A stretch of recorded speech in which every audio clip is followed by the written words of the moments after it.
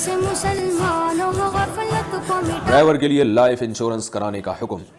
میں ڈرائیور کی جاب کرتا ہوں، اس میں ایکسیڈنٹ کا خطرہ رہتا ہے اور میری آمدن بھی اتنی نہیں ہے، تو کیا میں لائف انشورنس کروا سکتا ہوں؟ عمران خان راجستھان سے. نہیں کروا سکتے، بالکل حرام ہے، ناجائز ہے.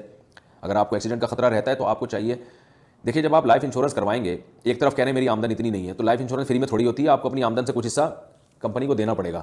کمپنی والے تو پیسہ کمانے کے لیے بیٹھے ہیں، کوئی فی سبیل اللہ تھوڑی بیٹھے ہیں. وہ کچھ پیسے آپ سے لیں گے تو پھر اگر حادثہ ہو گیا تو آپ کو زیادہ دیں گے، نہیں ہوا تو وہ کھا جائیں گے. وہ تو ایسا آپ خود کیوں نہیں کر لیتے کہ کچھ محلے کے لوگوں کو جمع کریں اور دو چار غریبوں کو کہ بھائی ہم ایک ڈبہ بناتے ہیں، اس میں چندہ ڈالا کریں گے تھوڑے تھوڑے پیسے، جو ہمیں جو بیچارہ جس کے ساتھ حادثہ ہوا تو ہم اس کے ساتھ اس پیسوں سے تعاون کریں گے. تو اس طرح سے کوئی آپ کوئی جگاڑ نکالیں، یہ زیادہ بہتر ہے. یا کمیٹی ڈال لیں کہ اپنی تنخواہ سے کچھ پیسے آپ اس کمیٹی میں دیتے رہیں، کمیٹی نکلے تو اس سے سونا خرید کے رکھ لیں، اور نیت یہ ہو کہ اللہ نہ کرے کوئی مجھے حادثہ ہو گیا تو میں اس سونے کے ذریعے اس کی تلافی کروں گا. اپنی انشورنس خود اپنے آپ سے ہی کروائیں.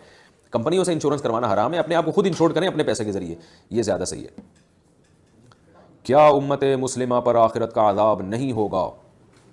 سنن ابو داؤد کی ایک حدیث میں ہے کہ میری امت پر آخرت کا عذاب نہیں آئے گا، بلکہ ان پر دنیا ہی میں زلزلے وغیرہ مختلف صورتوں میں عذاب آ جائے گا. جبکہ دوسری حدیث میں مسلمان دوزخیوں کے بارے میں حضور صلی اللہ علیہ وسلم کی شفاعت کا بھی ذکر ہے.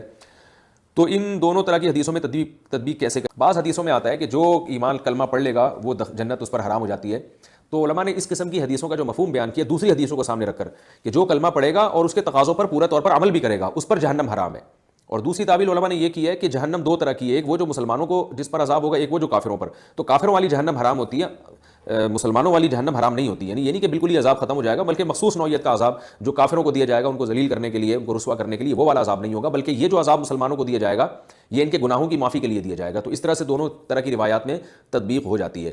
تو اس لیے صحیح حدیث سے یہ بات ثابت ہے کہ جو مسلمان گناہ گار ہیں وہ بھی جہنم میں جائیں گے اور اپنی سزا پانے کے بعد نکل آئیں گے، اور وہ نکلیں گے جو تو نبی صلی اللہ علیہ وسلم کی شفاعت کی برکت سے نکلیں گے. اور بعض ایسے بھی ہوں گے کہ وہ پہلے ہی ان کی شفاعت ہو جائے گی اور جہنم میں جانے سے بچ جائیں گے. تو اللہ سے دعا تو یہی کرنی چاہیے کہ اللہ ہم سب کو گناہوں کی سزا ہماری معاف کر دے اور ہمیں دنیا میں بھی سزا نہ دے اور آخرت میں بھی سزا نہ دے. اور بعض ایسے بھی ہوتے ہیں کہ دنیا میں سزا ان کو مل جاتی ہے، آخرت میں پھر نہیں ہوتی. تو تینوں طرح کے لوگ ہوتے ہیں. بس دعا کرنی چاہیے کہ اللہ ہمیں ایسے لوگوں میں شامل کرے کہ ہم سے اللہ تعالیٰ ہمیں گناہوں سے بچنے کی توفیق دے، اور اگر کبھی گناہ ہو جائے تو توبہ کی توفیق دے، اور اس گناہ کی سزا اللہ نہ دنیا میں دے نہ ہمیں آخرت میں. اقصا کے لیے شیر کی آواز